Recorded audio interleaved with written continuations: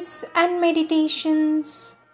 Our Divine Mother says, some give their soul to the divine, some their life, some offer their work, some their money.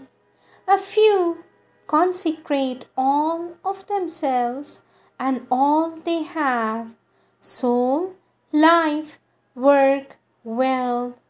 These are the true children of God. Others give nothing. These, whatever their position, power, and riches are, for the divine purpose, valueless ciphers. This book, Prayers and Meditations, is meant for those who aspire for an utter consecration to the divine. Signed by our Divine Mother, with blessings, year 1941 to 1948.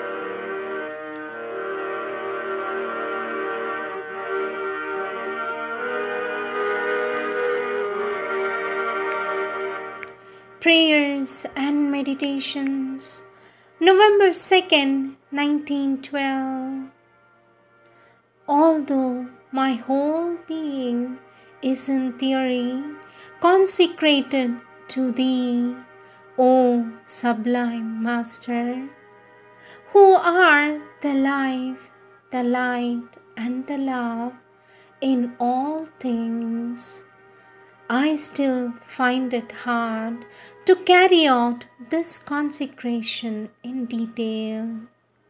It has taken me several weeks to learn that the reason for this written meditation, its justification, lies in the very fact of addressing it daily to Thee.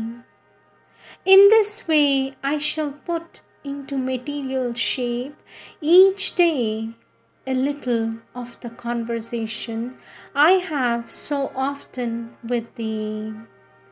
I shall make my confession to Thee as well as it may be, not because I think I can tell anything, for Thou art Thyself everything, but our artificial and exterior way of seeing and understanding is, if it may be said so, foreign to Thee, opposed to Thy nature. Still, by turning towards Thee, by immersing myself in Thy light at the moment when I consider these things, little by little, I shall see them more like what they really are, until the day when, having made myself one in identity with Thee, I shall no more have anything to say to Thee, for then I shall be Thou. This is the goal that I would reach.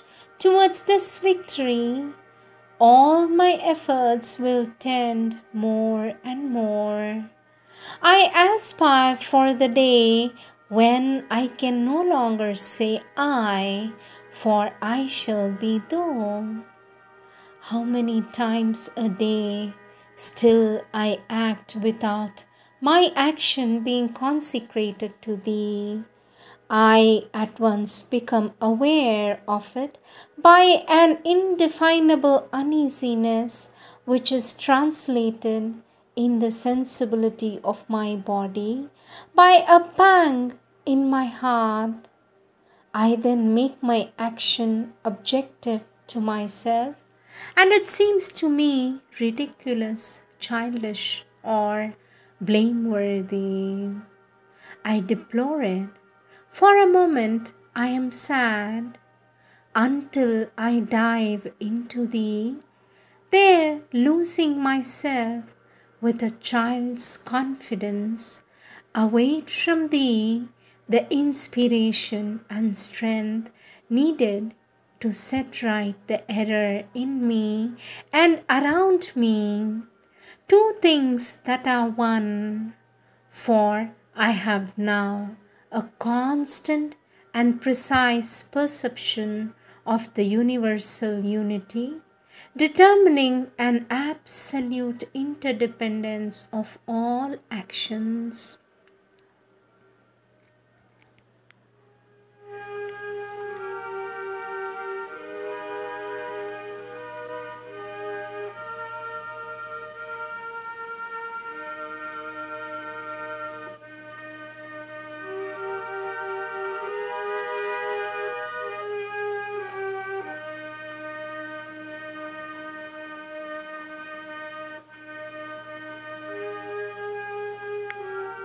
November 3rd, 1912.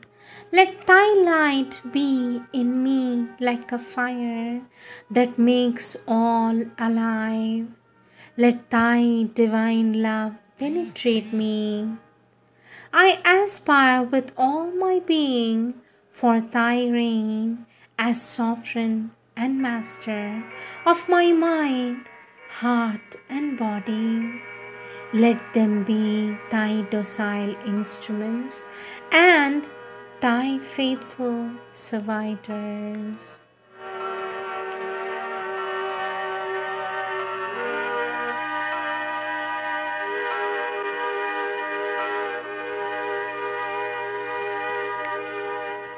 November 19th, 1912. I said yesterday to that young Englishman who is seeking for thee with so sincere a desire that I had definitely found thee, that the union was constant. Such is indeed the state of which I am conscious. All my thoughts go towards thee. All my acts are consecrated to thee. Thy presence is for me an absolute, immutable, invariable fact, and thy peace dwells constantly in my heart.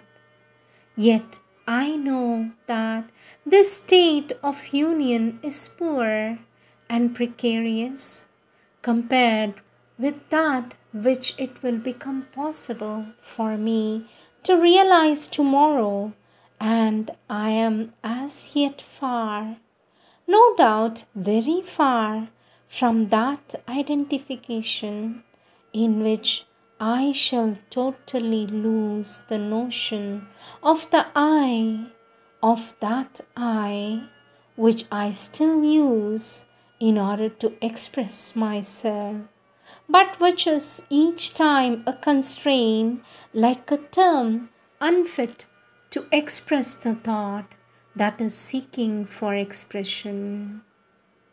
It seems to me indispensable for human communication, but all depends on what this I manifests and how many times already, when I pronounce it as though who speakest in me, for I have lost the sense of separativity.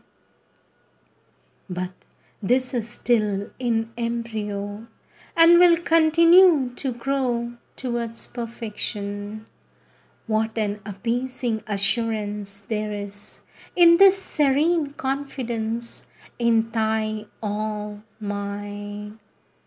Thou art all everywhere and in all, and this body which acts is thy own body, just as is the visible universe in its entirety. It is thou who breathest, thinkest, and lovest in this substance, which, being thyself, desires to be thy willing servant.